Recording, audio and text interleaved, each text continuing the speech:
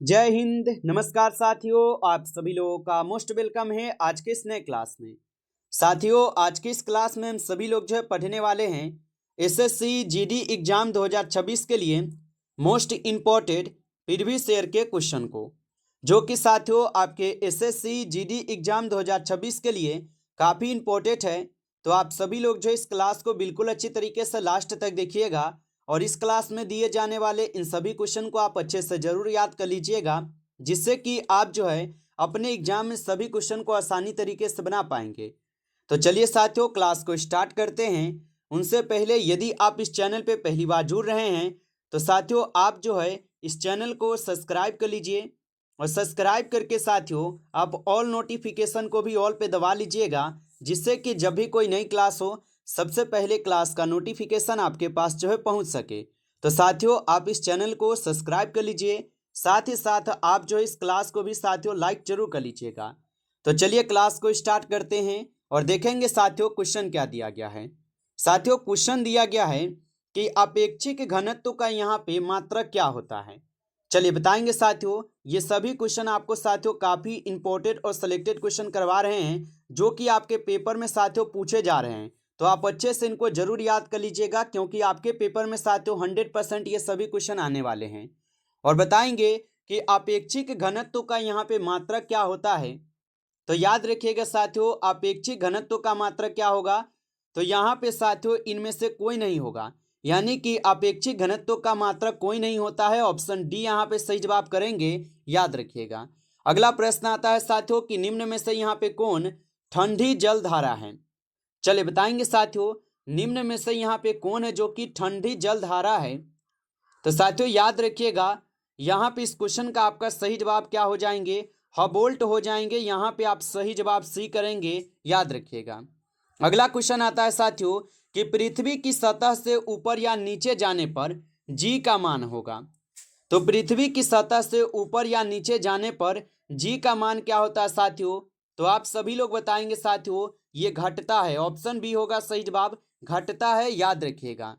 चलिए आगे देखेंगे साथियों। क्वेश्चन है आपका, माली किस देश की साथियों राजधानी है। चलिए बताइए, माली किस देश की राजधानी है।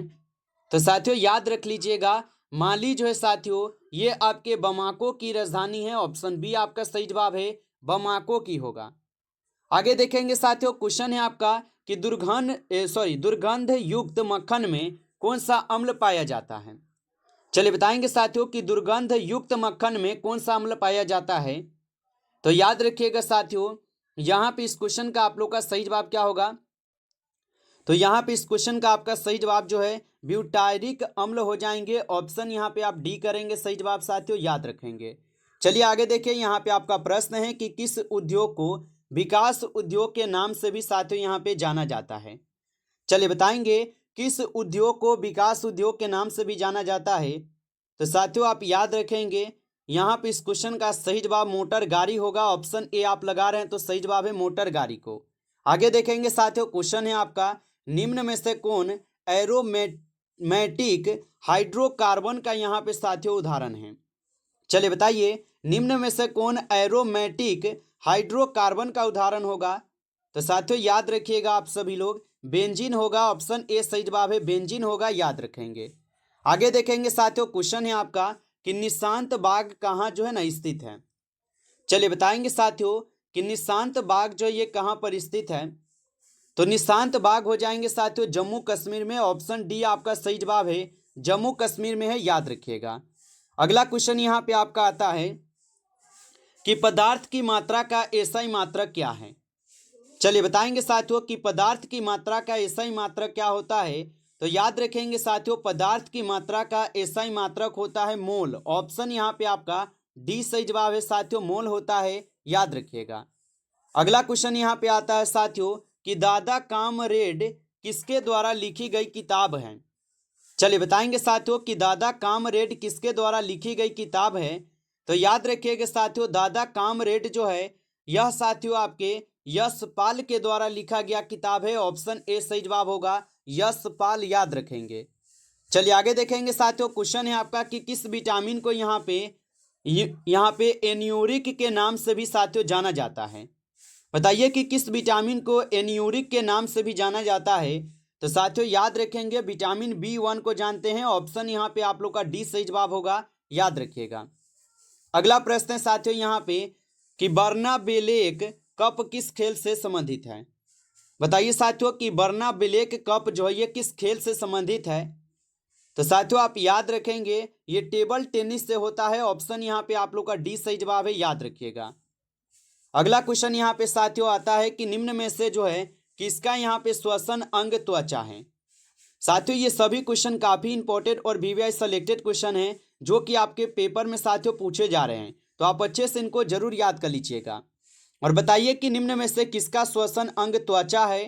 तो साथियों आप बताएंगे ये केचुआ का होगा। ऑप्शन ए यहाँ पे सही जवाब है, केचुआ का होगा।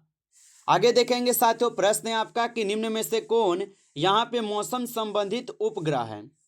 चलिए बताएंगे साथियों। और साथियों आप लाइक नहीं किए हैं तो आप इस क्लास को एक बार ज़्यादा से ज़्यादा लाइक जरूर कर लीजिएगा। और चैनल पे पहली बार यदि आप जुड़ रहे हैं तो आप इस चैनल को भी सब्सक्राइब करके आप ऑल नोटिफिकेशन को ऑल पे दबा के जुड़ जाइएगा, जिससे कि जब भी कोई नई क्लास हो सबसे पहले क्लास का नोटिफिकेशन आपके पास जो है पहुँच सके। तो साथियों आप इस चैनल को सब्सक्राइब जरूर कर लीजिएगा।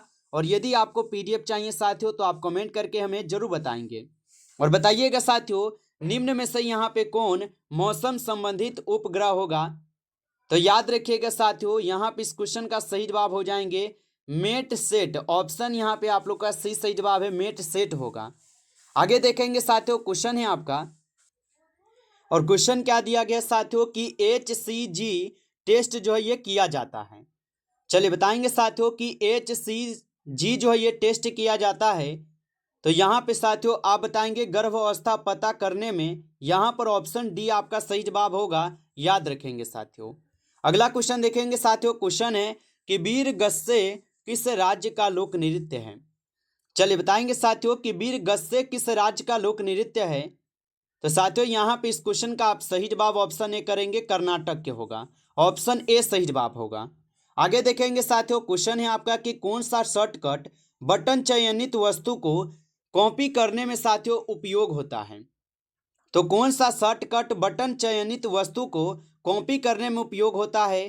तो साथियों याद रखेंगे इस क्वेश्चन का यहाँ पे सही जवाब आप लोग का ऑप्शन डी हो जाएंगे, Ctrl+C होता है। ऑप्शन डी सही जवाब है, Ctrl+C होगा। आगे देखेंगे साथियों क्वेश्चन है कि चंद्रगुप्त मौर्य ने सेल्यूकस को किस वर्ष में पराजित किया था। चलिए बताएंगे साथियों कि चंद्रगुप्त मौर्य ने सेल्यूकस को किस वर्ष में पराजित किया था। तो याद रखेंगे साथियों चंद्रगुप्त मौर्य जो है ये सेल्यूकस को किस वर्ष में पराजित किया था।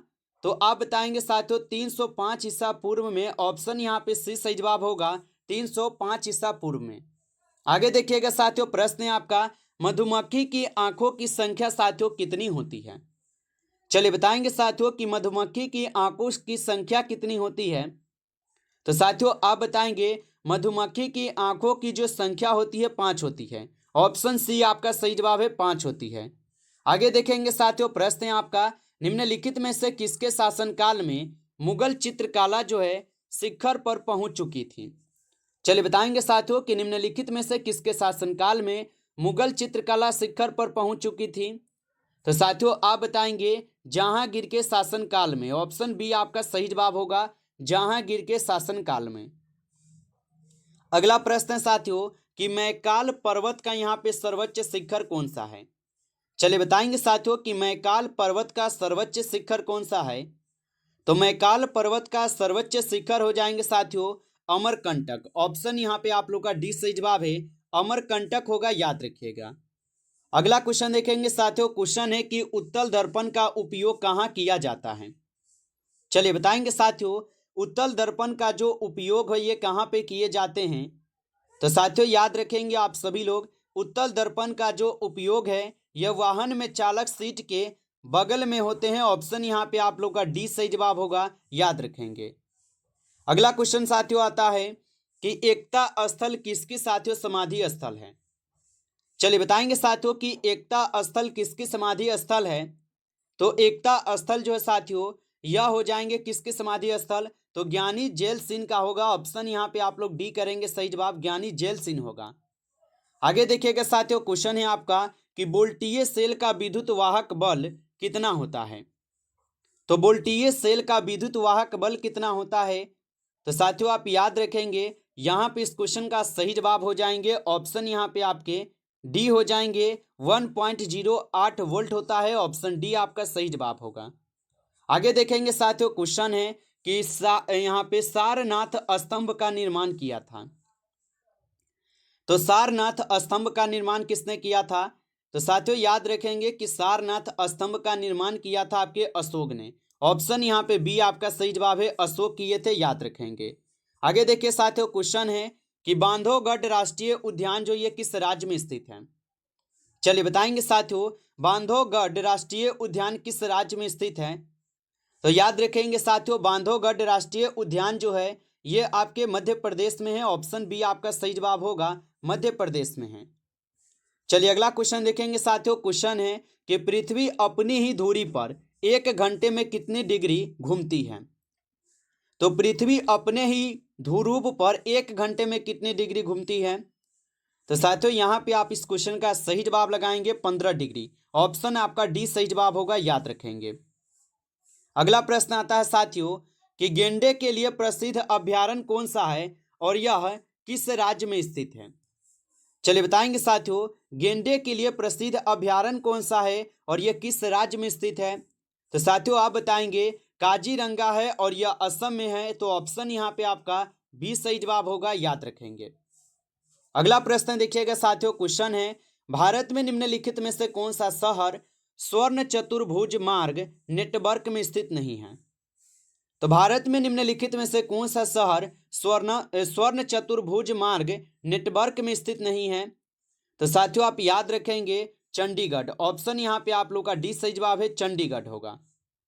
आगे देखिए साथियों, क्वेश्चन है आपका कि कौन सा राज्य है जो कि बाबरियों के लिए प्रसिद्ध है।